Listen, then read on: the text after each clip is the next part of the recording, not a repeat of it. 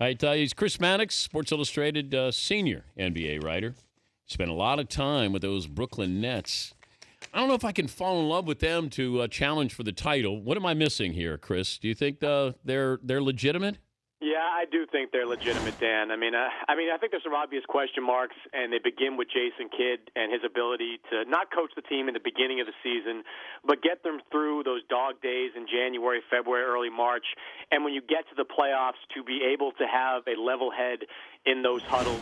I think that's certainly a question. But he does have Lawrence Frank on the bench, who I think is the best assistant coach in the NBA right now, and that's going to help them get through this. But, look, I don't think this is going to be a question of whether these pieces can fit together. I think you've got some guys that are in their 30s that are thirsty for a championship, much the same way the Boston Celtics were in the 07-08 season. I mean, Kevin Garnett and Paul Pierce don't want to be number one options anymore. Joe Johnson hasn't won anything in his career, and I think he'll be fine deferring. Brook Lopez doesn't have that type of ego where he needs to be the go-to player. I heard what you said earlier about Darren Williams, and I agree with you because Darren's kind of the wild card in all this as well. I mean, Darren has to accept that he's the facilitator on this team. It's his responsibility to be the Jason Kidd, to get the ball moving and not necessarily put up 20 points per game, but get 10 to 12 assists. If he can do that, I mean, look, they've got three guys on the bench in Karolinko, Blatch, and Jason Terry that averaged 10 points per game last year, and Karolinko is still a monster defensively against guys like LeBron, Luol Deng,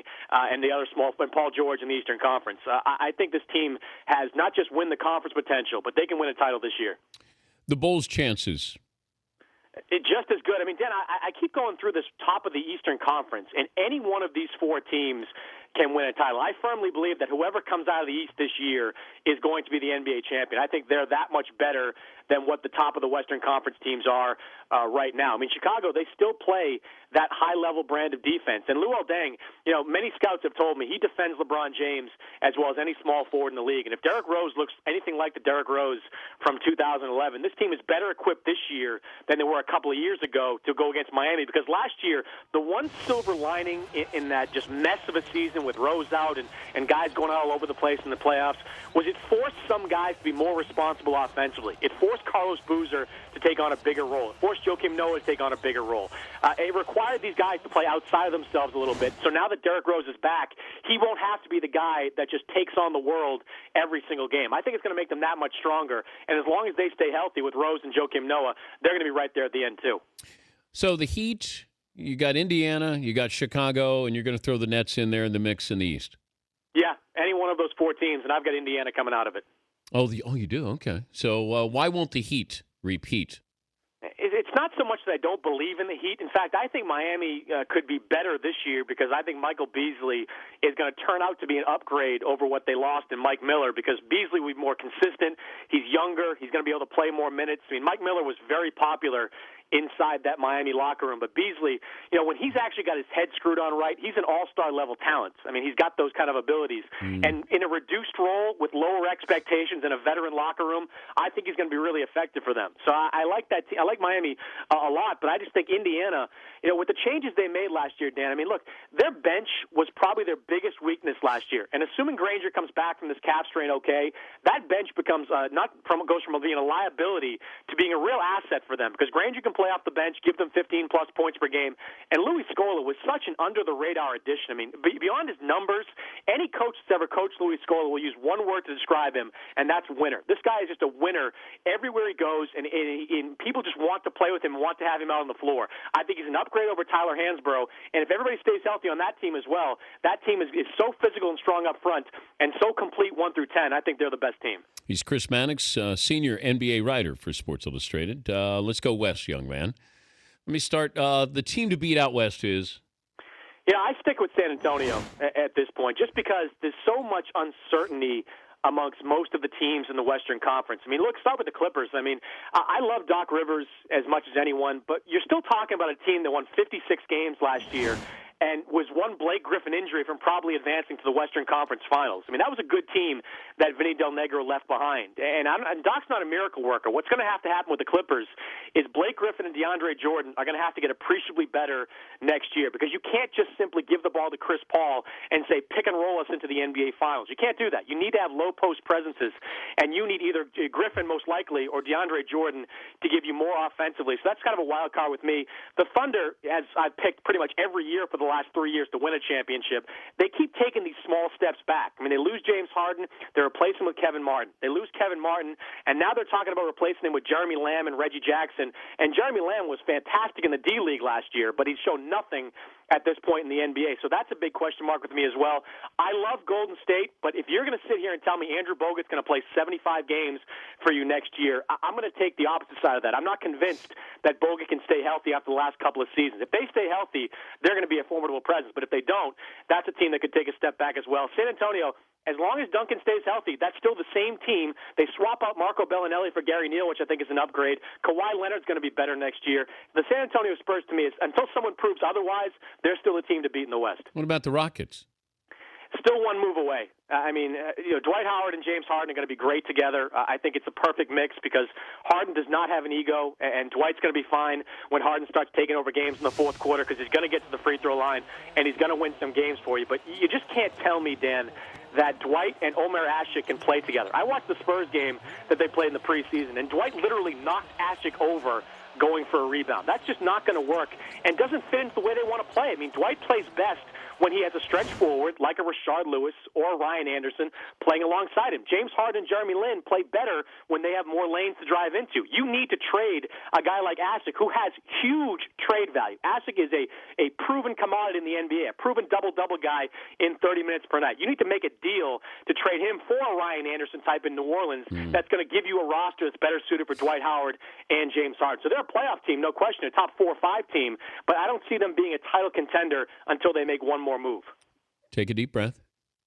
I'm with you. Okay. The Lakers, they make the playoffs? No, there are people picking them to do it, and I don't know what they're thinking at this point. I mean, they're not a better team than last year. I mean, Pau Gasol will probably have a better year.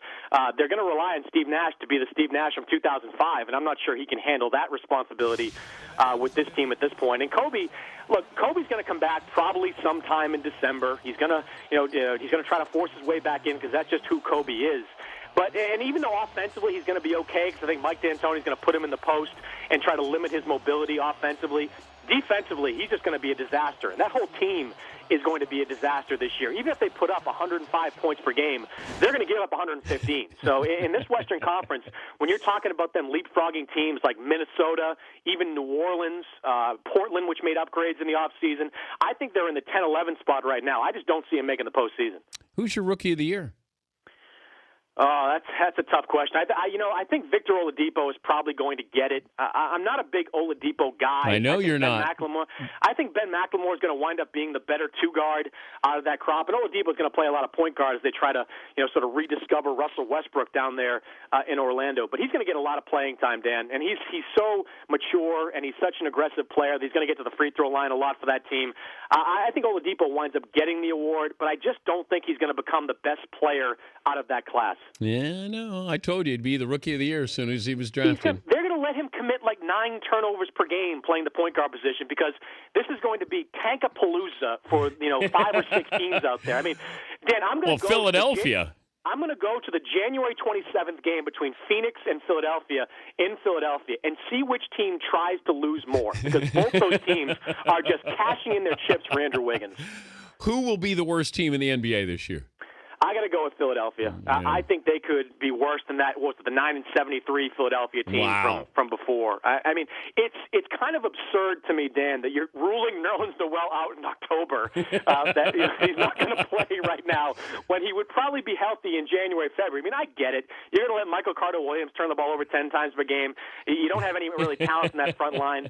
It's just not going to happen for Philadelphia. But, Phoenix trades for Emeka Okafor, and there's a pretty good chance Emeka Okafor doesn't play at all this year. I wouldn't be surprised if they tell him to stay at home and don't bother coming in. Let's just use the draft pick that we got from Washington. Is this the year of Ricky Rubio?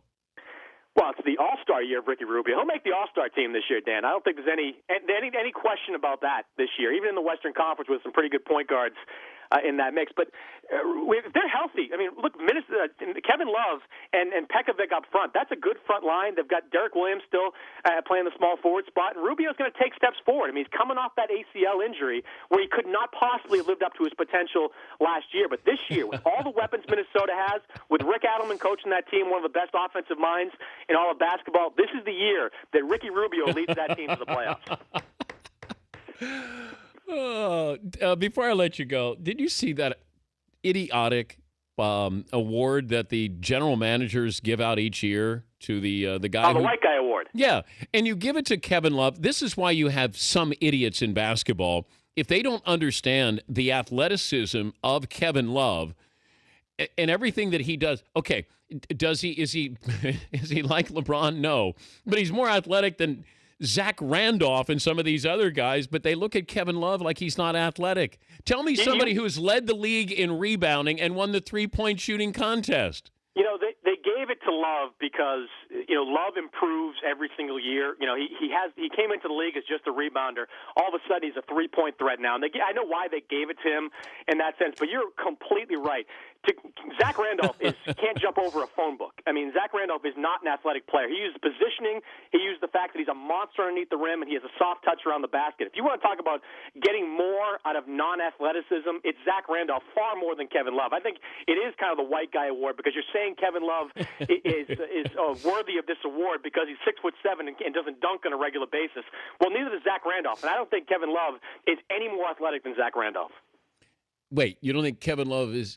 Yeah, he is more athletic. He's more. I think he's more athletic than Zach Randolph because I've seen Zach play playoff games against San Antonio a couple of years ago, and they upset the Spurs in that 8-1 game. He was just a monster. I'm not sure he ever left the floor. His toes consistently stay on the floor. He has virtually no athleticism when it comes to traditional stuff, but he's so effective because of his size, his touch, and is just that guile he plays with. Thank you, Chris. You got it, Dan. Chris in midseason form. You have to almost stop him to take a breath there, Chris. Good stuff. The Dan Patrick Show, weekday mornings on Audience.